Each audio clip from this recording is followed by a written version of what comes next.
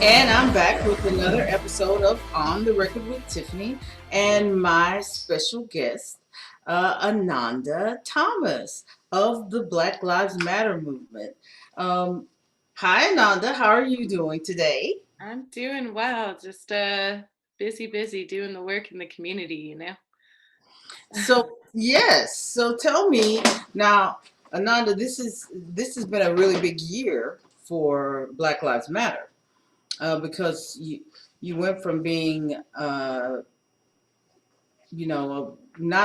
that well known to all of a sudden with with the death of George Floyd being thrust into the spotlight and really um, taking the civil rights movement to another level. So, what was that like? Being how do you fit into that? Yeah, so I've been involved in the political scene on and off for the past 6 years, 7 years now, almost. And I think what happened with the uprising this summer is people had had enough. This has been building for Hmm. a while. And I think it's really the next leg of the civil rights movement, right? First, we were fighting for liberation from slavery, and then we're fighting Jim Crow laws and fighting for equality. And this is the next step and level within that, mainly focused on police brutality and police reform.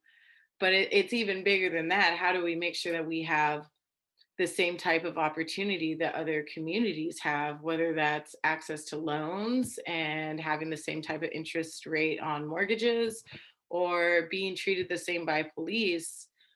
This movement always continues, and this is just the next leg. And it's I don't I don't know that one ever plans for this. I feel like I just graduated with my master's from UTSA in political science, and the uprising started, and I knew I had to be out there, and I did not have a path exactly. I just knew that I needed to be there and it would come to me. And I've met a lot of incredible organizers and folks along the way that have helped guide me to where I am now.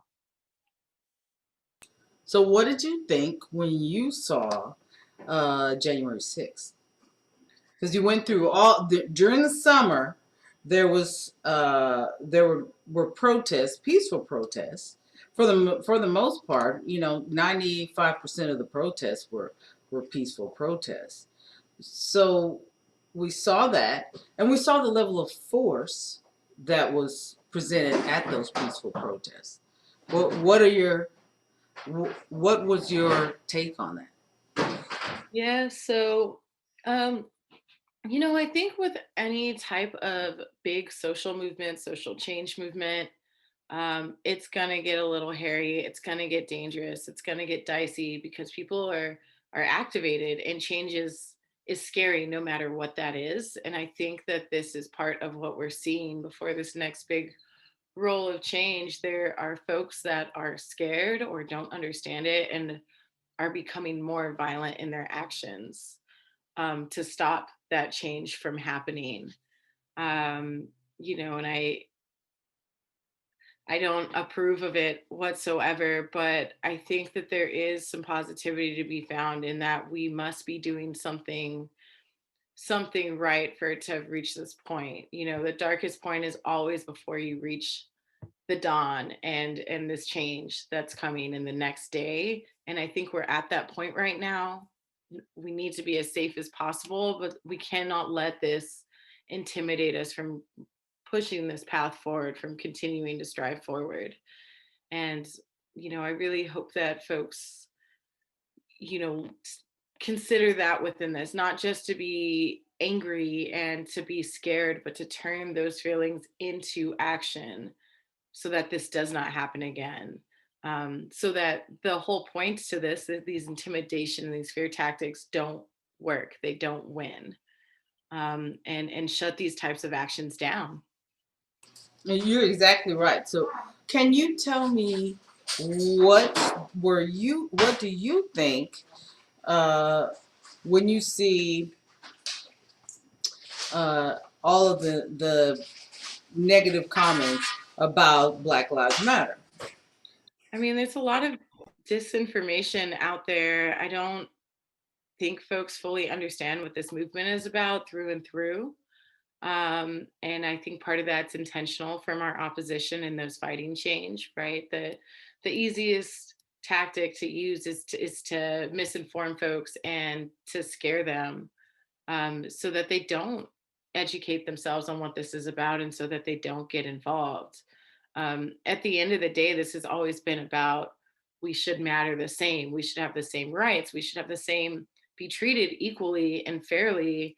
And even if we don't have Jim Crow laws or slavery has been abolished, the fact of the matter is that we as a community, as a Black community, are still reeling from years of oppression and discrimination and still recovering from that and still not always being treated fairly or equitably.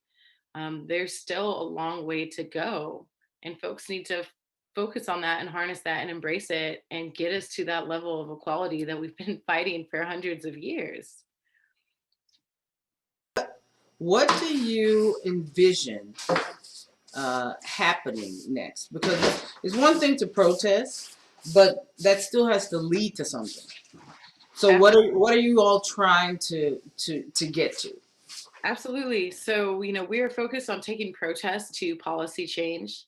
I'm the deputy director for Fix SAPD, and that's one of the groups trying to do this. We are focused on police reform, specifically within our police unions and our police contracts. There are laws in place, legislation that has been put in place to keep disciplinary loopholes and barriers that exist within our contract. It's not just something in this contract we negotiate on. Now laws have been put into place to help solidify that. And so what we are focused on doing is a ballot initiative to repeal those laws, those chapters, so we can get to a contract where we as the community get to have a say, get to have a vote, get to have the type of policing that we believe we should have in our community. These laws are antiquated from the 1940s, the 1970s. Racial profiling was fine then. Broken windows policing was thought to be a good thing, right? We've come a long way now in the 21st century, and we still are learning more and pushing that as we go, but we're still held back by laws that are decades old. And so that's one of the examples of taking protest to policy. Was there a ballot initiative that can be done? Is there speaking to your representatives? Can you run for office to put these values and policies into place? It's a critical part. Even with Dr. King, they were protesting, they were marching, right, peacefully, having actions. He was also speaking to the president and legislators about passing legislation and policy to help cement what we wanted in place. And that's absolutely critical to the work we are doing now. So do you have a legislative committee? Like, are you all writing any policy right now? Um, we don't necessarily have a legislative committee. There's a coalition of organizations that have, some are brand new, right, from this year. Some have been in the community for years, joining together to put the type of pressure we need on our legislators, on our politicians, on our city leaders, and having those conversations. We have some folks that are running for different positions from the city all the way up to the state or are planning to run. And more so than a committee, it's a coalition making sure that we are keeping each other informed and adding support where we need. We need folks at this protest. We need folks to call this committee chairman. We need folks to speak up at city council. Keeping each other in the know and making sure that we can support each other and stay as organized as we can moving forward. So since we're in an election year, what kind of questions are you asking of these candidates that are coming up for spots this year that are running? What are y'all? What is your agenda for them? Yes. So the biggest thing right now is, do you support Proposition B on the ballot? What Prop B would do if passed is repeal the current contract for our police. Tell our people a little bit about Prop B. Like, what Yes. is proposition? Proposition Uh, B. so what Prop B will do is it will repeal state local government code, a chapter called 174. If that is repealed, you're taking away the collective bargaining of our police union. They will move to a system of meet and confer. They will still be able to negotiate for wages, benefits, things that you absolutely want, whether you're a fast food worker or plumber or teacher or police officer, right? We want great wages and benefits. We believe in that.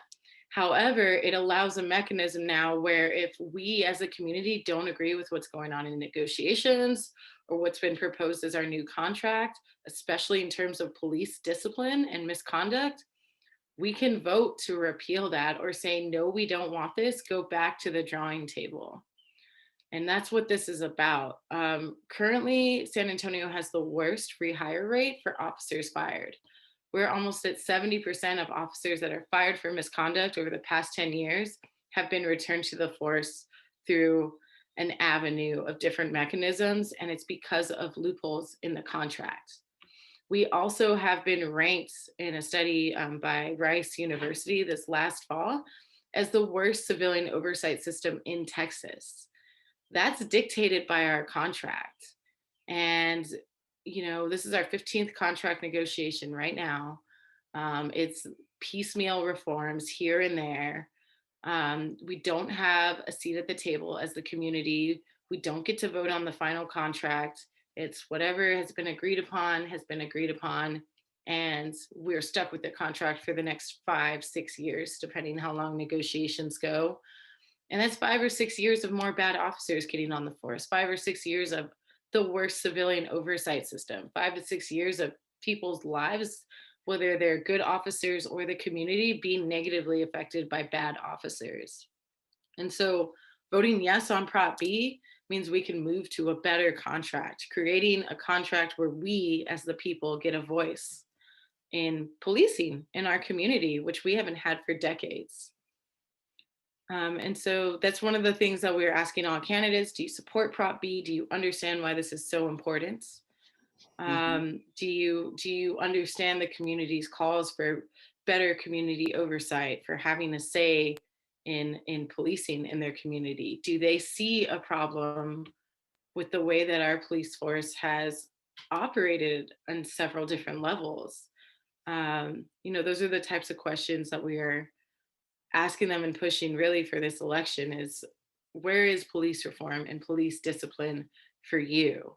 Where is community oversight and community control over what's happening in their community?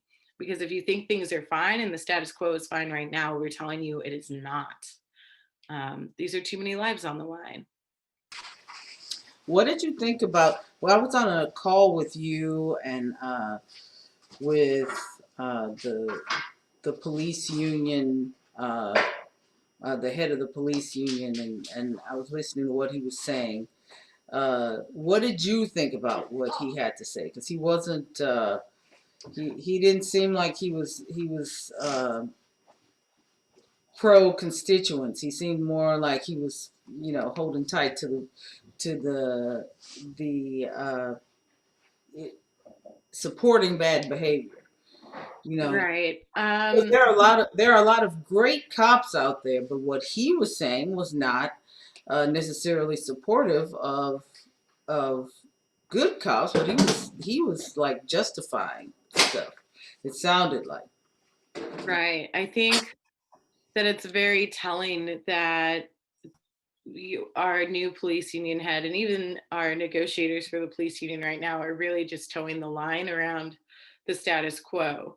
Um, you know, I can't say that the city has brought forth every issue the community wanted in these contract negotiations for accountability and police discipline, but they brought forth quite a few.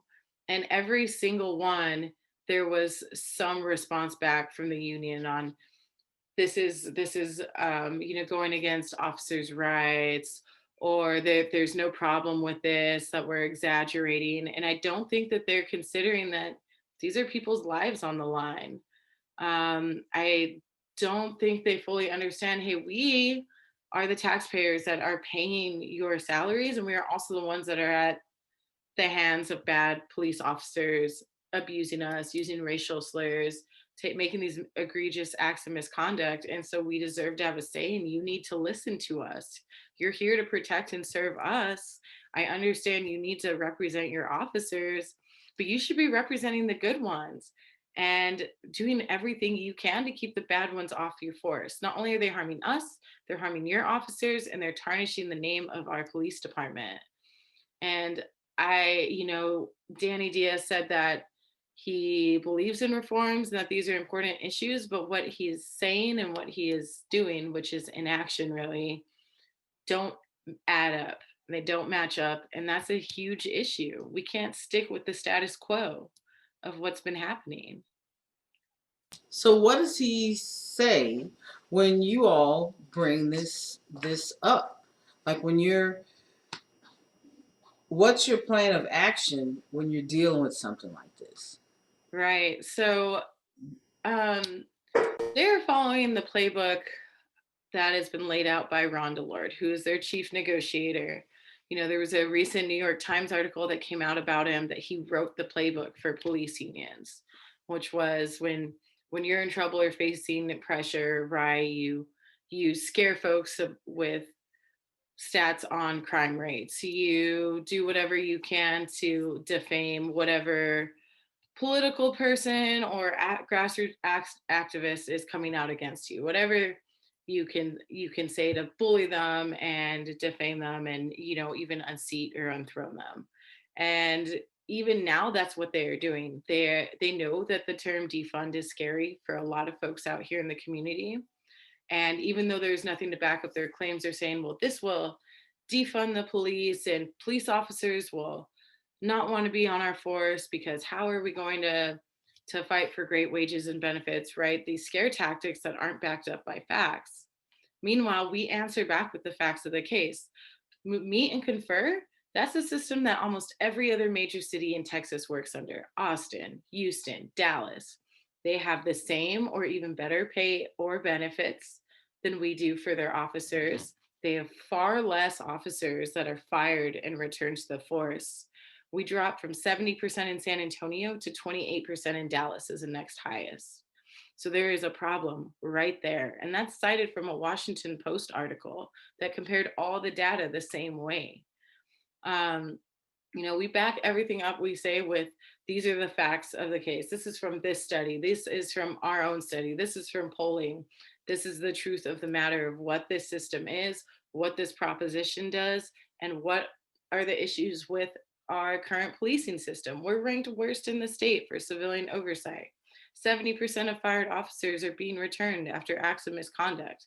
We have officers that have been fired and brought back 5 times because their disciplinary records cannot be included in their next disciplinary decision, in their arbitration. Those are the facts of the case. And, I think it's And sad. Oh, go that's ahead. important. Those issues are important. When okay, I have to ask you about the very message, defund the police, because that message seemed to trip you up as you were moving along with this, and not just here in San Antonio, but nationwide. People on both sides of the fence took offense to defund the police. So can you explain what that means? Like, what does that entail? Are you talking about getting rid of the police? Like, nobody's going to be in favor of that. I've read defunding the police, so I know what it entails. But you tell our listeners what it entails. So the concept of defund, and I should start with a disclaimer here. Fix SAPD as an organization is focused on police accountability and has never once touted to be a defund organization, because they're not. We're focused on what is happening with police discipline. But outside of my capacity with that, to explain defund, the basic concept behind that is to divest certain resources, whether that's civilizing certain jobs or making, moving certain aspects of policing to other community resources. So, for instance, instead of having an officer with a gun and the badge be the first one to respond to a mental health call, having a mental health crisis worker show up to that call, to de-escalate it first. Another example would be, instead of having an officer show up for somebody who's maybe drunk in public or, high on something, there's a sobering unit that shows up. And instead of taking them to jail, which we already have far, far too many folks in jail, mass incarceration is a problem. They go to a sobering unit, a place where they can get the resources and things that they need. And it doesn't fall under the purview of a police department. Um, all you're talking about here is limiting the size and the scope of what police do. So they do more of the protect and serve, and moving to more community policing where folks are getting resources they need for mental health, for substance abuse, where they're not automatically going to jail immediately, where we're taking some of this stress off of our officers who are doing a million jobs at once, and spreading it across the community to help that load, to help that stress on police officers, but also to help fight mass incarceration, to find real solutions to helping folks that need resources, because jail is not always the answer or the solution. It's No, talking about. Oh, go ahead. that sounds like that's helpful to to the officers and to the public. So why that message has to get out there, like what how different that would be, because when you look at this, when you talk about a concept like systemic racism, uh, people need to truly understand what that means. And it means that everyone is a victim of that system.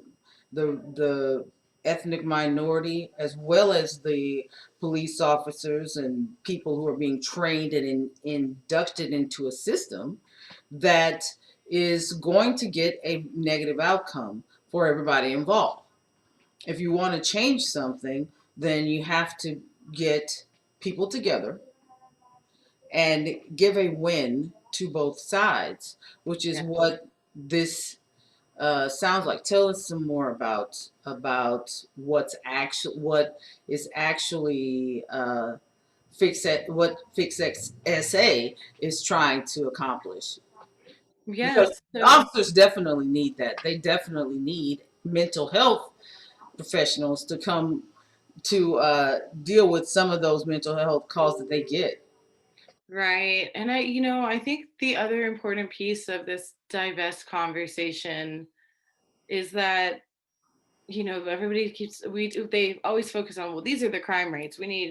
How do we focus on reducing crime? There are multiple studies out there from multiple credible institutions saying that if you have more programs, right, that address homelessness, that address education, that address substance abuse, things like that, that in communities where they focus more on those kinds of programs, crime rates do go down. Frankly, most folks don't feel the need to steal if they know that they can feed their families and have food on the table. If they know that they Social have, determinants, social determinants of health. Yeah, yes, those, exactly. you And know, I a think good, that's a major piece that is being left out of this conversation is, if really at the end of the day, the goal for everyone is to reduce crime and keep folks safe, Mhm. then you need to invest in a community to do that, and use tried and true tactics that statistically are proven to be the most effective.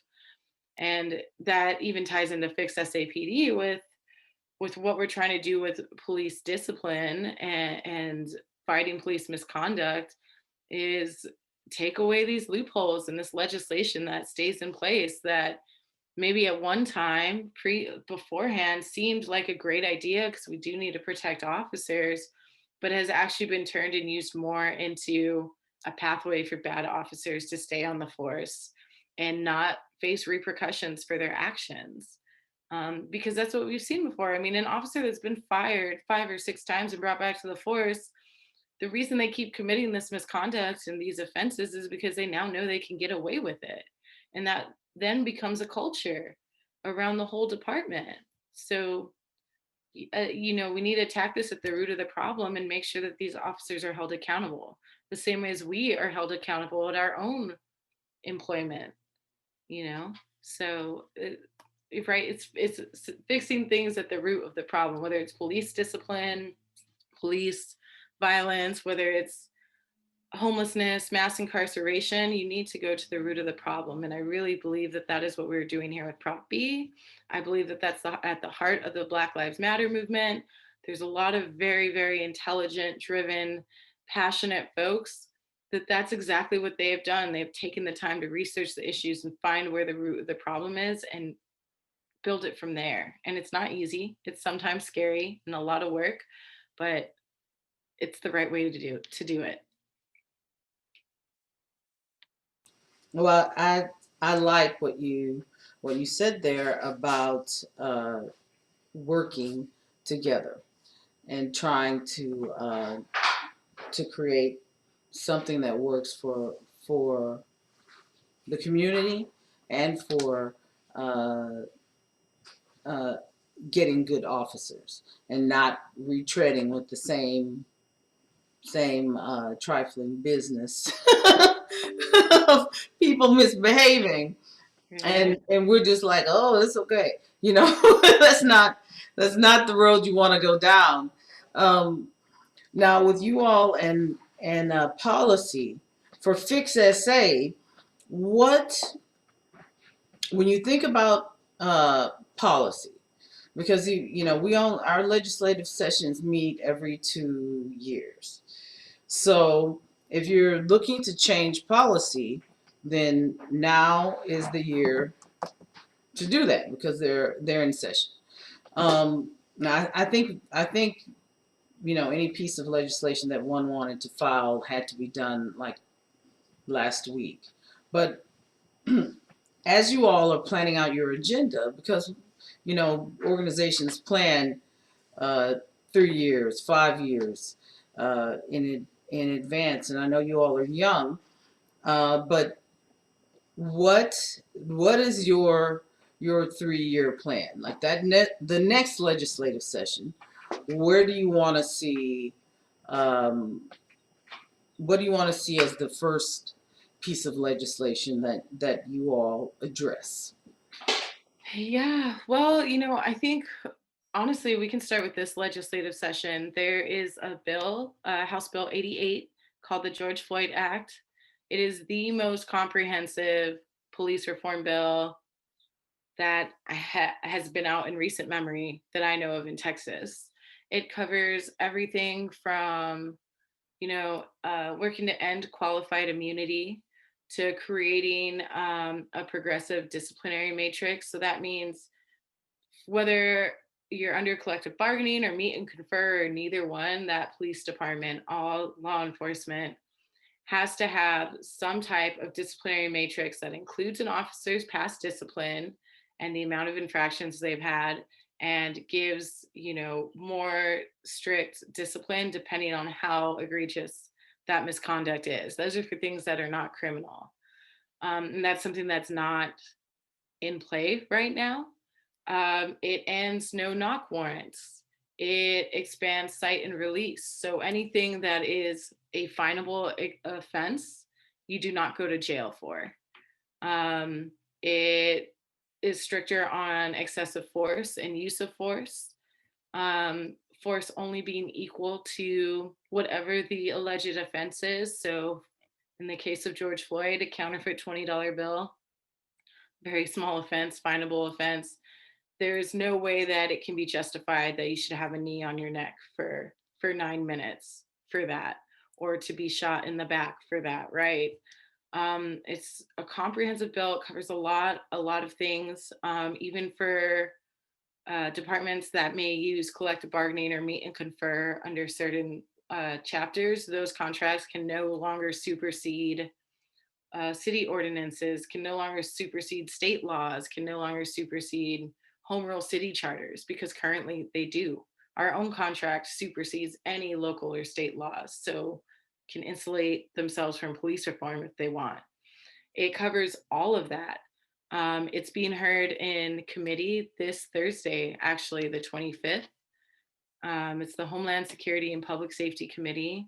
That if that act alone passes this legislative session, it will change so much for police reform, and I think Is, besides that, what is that held in committee? Is that federal or is that state? That's this is state, state.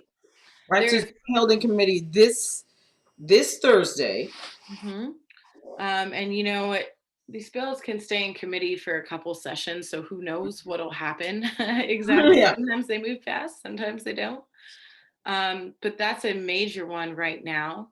To put How it is in that working perspective. with the pandemic? Like, so are you all allowed to go to the because we just uh it with so much happening with the pandemic, it's like, oh, what can you do? Are you all going to the Capitol to do this? To while it's in session to Yeah, so they are, I think it's different committee to committee, but for this committee, they are accepting in-person testimony, which is what Mhm. most of the folks in our coalition is doing, but they have Mhm. offered a virtual option. I think the in-person testimonies are first, and then it's virtual over Zoom, but you Mhm. have to sign up ahead of time by a certain date. And I Mhm. think the virtual testimony has to be invited by a committee member only. You can't just openly log Yeah. in and line up in queue and do this. Mhm. Some committees are invite only testimony, so they aren't allowing just anybody to speak on it. It's invite only from committee members, but they're doing both virtual and in person. I know that many coalition members that are not speaking will be on the south side of the Capitol on Thursday morning at 8:30, before it's heard at 10:30, doing a rally as well. So there will be actions around this. There's, I think, a good 60 organizations in this coalition around the state that are following this bill, making sure that whatever actions need to happen are happening. The website's txgeorgefloydact.com. They have ways, I think they've listed how to contact your representative there, by email, by phone call. They'll be giving updates on there. I think they might be posting some of the social media graphics that can be shared. But that's one way to get involved. And I think for me, the most important bill that's happening in session right now. Um, I hopefully it gets passed in all its entirety. Some of the portions of the bill are things brought that didn't pass with the Sandra Bland Act years ago. So this is pulling everything that hasn't passed for police reform in the past with new stuff and putting it into one giant bill, which is really exciting. Wow, that's very interesting. So tell me, tell our listeners, what is it that you feel, after we've gone through this whole year with the pandemic, with George Floyd, 8 minutes and 46 seconds that changed all of our lives. Uh, what what do you see on the horizon? Like, Yeah, I know people are pessimistic, but this is a huge time of change. And that's change is hard, but it's good. absolutely. Yes, I think we're going to see a lot more changes coming along. Every in November, every ballot initiative that dealt with police reform passed overwhelmingly. Some of them by over 70% margin. I think that we're going to continue to see citizen driven, community driven initiatives for policing. Um, More ballot initiatives, more legislation, more um, diverse elected leaders. and not just on police reform and supporting the Black community, right? But Black Lives Matter has always been inclusive for the LGBTQ community, the Indigenous community. And I think that right, it's about us.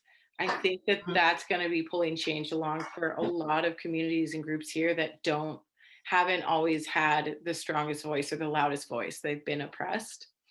Um, and so I see a lot of change happening. I don't think it's all going to happen right away.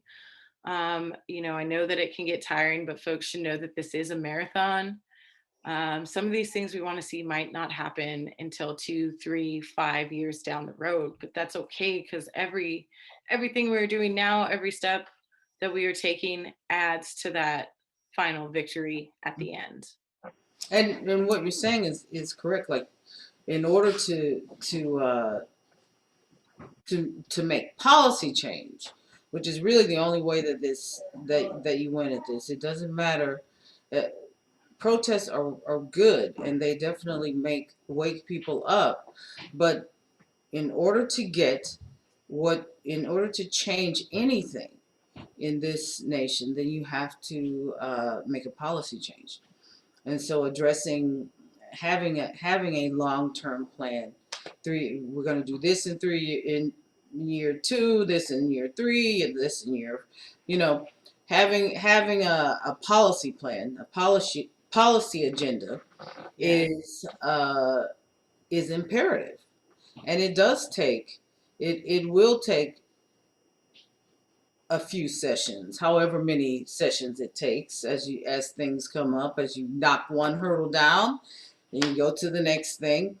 But it's it is interesting to watch all of this unfold, because for a lot of people my age, for sure, uh, I never thought I would see insurrectionists actually walking through the Capitol and flying a Confederate flag in the Capitol. An entire war was fought for that not to happen. right.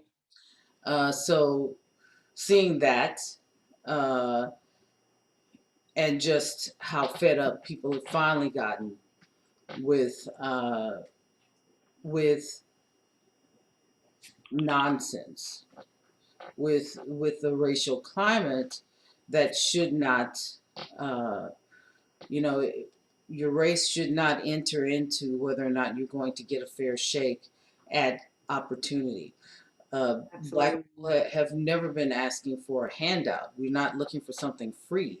What we're looking for is, and what we demand is equal shot, a fair playing field, so we can continue to do the things that we do as a people, and work, work and earn wages at the same rate, and just all of the things in life. If we're going to have the conversation, then let's kick the door wide open and have Yes. it. Instead of this Melba Toast thing that we've experienced for the last, you know many decades, and now all of a sudden, in 8 minutes and 46 seconds, everybody just kind of said, you know what, this is junk. Yes. This is Yeah, I mean, junk. I think the internet has become a tool, and I think has really helped jumpstart this next leg of Mhm. the movement and being able to get information around so quickly, so we can uh, be able to see these things that back in the 60s or even before that would take a while to make it across country. Now it's around the world in 20 minutes. It's an interesting time. It's very. I Now, as far as our country goes, I love our country. I think it's a great nation. Um, we have our issues, and this is one of them. And we have to just address it head on and be fair with one another, because that's the way that we get to where we want to go. But with that being said, you can't overlook the long storied history of how uh, our ethnic group and others have been treated, like what we see right now. We just have experienced an incredible uptick in people uh, um, and hate crimes against the Asian community. Right. It's sickening. I just can't believe it. But I think that highlights that there are still a lot of folks that do have hate, that don't understand, that are ignorant, and this is a moment for the community to come together, um, for each other, because we're stronger together. And if That's you hurt right. one of us, you hurt all of us, whether you're Asian or Black or Indigenous Mhm. or gay or any of that. We've all been oppressed together by the system that is not fully serving us or giving us the same opportunity, and we all have to rise up together. Hmm. It's an it's very interesting to watch all of this, because as you see people, I think that the one of the most telling parts of it is how many white people have noticed that this is not right. We see a menagerie of different ethnicities who are saying this is wrong. You can't behave this way. And I don't want to raise my kids around this kind of behavior. So I know this is hard for some people, and I really hate even saying that it's hard for some people, because I don't see why anybody would find fault in someone someone being held accountable for their actions, especially when their actions result in another person's death. Absolutely. I think accountability, being held accountable for one's actions, has been well, it's supposed to have been at the base of an American values. So It is an American value. It is a very American value. It is a very conservative American value. So it should certainly be something that is held in high esteem and that is followed, regardless of the pigmentation of the skin of the individual that is being assaulted. You yes, do not have the right to just go in on somebody because they look different from you, absolutely. or you Right. perceive weakness in that person, or whatever. Whatever it is that is causing this uptick in hate crimes and in anger and ferociousness on certain people's parts. It has to be addressed. It has to be addressed for what it is and called out. Now Absolutely. that's what I love about our nation, is that you have the right to call something out. If it is ridiculous and baseless, you have the right to say this is baseless. Yeah. You have the right to say it. And I thank you for being willing to step up to the plate and take the fire from people who have the unmitigated gall to give it to you, and then stand up for, because I'm just always just floored by anyone who is willing to argue in favor of somebody kneeling on somebody else's neck. Like, I how can't can you believe it. justify that? When I remember being a kid, and there was a gentleman in Jasper, Texas, James Bird, and I'm from Beaumont, Texas, which is not far from Jasper, and Mr. Bird was dragged to death. He was tied to the back of a pickup truck, and he was dragged to death. And I distinctly remember this lady that who had gotten on television, and she said, "Well, he wasn't that great of a person." And I don't know why y'all Oh, are all is so up in arms over him being dragged to death. And I thought, my goodness, you're sitting here justifying people murdering a man. yes, it's murder. Murdering. I don't care what he was doing. I don't care if he's the town drunk or the town this or that. Uh, we're talking about a human life, and you're not, and you are justifying the extinguishing of a human life. Simply because of because of who they were, the pigment of their skin. Because So he has more melanin in his skin than you do, which exactly. is just, the whole thing. I remember thinking then, this is horrifying. And here we are, decades later, with the same thing happening to George Floyd, something similar Hmm. that results in his death, equally as heinous. Someone, I mean, we watched this gentleman, no remorse, looking in the cameras with people telling him Right. he is dying. And his attitude was, "What are you going to do about it?" That was Exactly. like, I mean, really, anybody who saw that, I don't see how you could read anything other than his attitude was, "I will do whatever I feel like doing." Right. And I feel like kneeling on his neck. And get away with it. And that's right. And you can do absolutely, positively nothing. And I say to that, anytime I see that level of attitude, oh yes, we can do something about that. Absolutely. He had so many infractions on his record for misconduct, especially against Black and brown folks before that he shouldn't have been on the force to begin with. And that's what I'm talking about right there, accountability. Mm-hmm.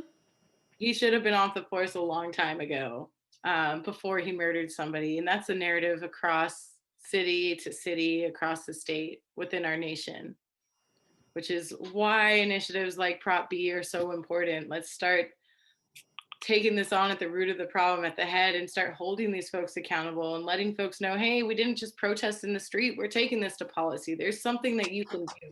We're not going to stop. This isn't happens for a couple months and we're done. We know that the movement continues. Mm-hmm. Well, Ananda Tomas, thank you for being on the record with Tiffany, and thank you for taking up the gauntlet for our people, because definitely it is important that we have uh, police officers, but that we have good police officers, Absolutely. and that the police officers are protected and the constituents are protected. The people in the community deserve to have officers that they can trust, Yes, they can feel safe with, absolutely. not not not people that are there with nefarious means, nefarious ideas. Absolutely. Well, thank you so much for having me on, Tiffany. I just want to tell folks, if you'd like to find out more about Fix SAPD, our website is fixsapd.org. And thank you so much for having me on the record. You're welcome. And is there anything that you want to say to our audience before you go, that you want to leave them thinking about? Early voting in San Antonio starts April 19th. Vote yes on Prop B for accountability and creating a new contract together. So that's it. I hope to see everybody at the ballot box April 19th. Yes on Prop B. And you've been listening to another episode of On the Record with Tiffany. And you've gotten to hear one of our young leaders and a young history maker, Ananda Tomas. Thank you. Uh, and I just want to say, we are better together, and these conversations may be hard, but they're conversations that we have to have, and that we have to move together beyond the negative narrative that we've had in our nation for so long. So Thank you again for listening to On the Record with Tiffany.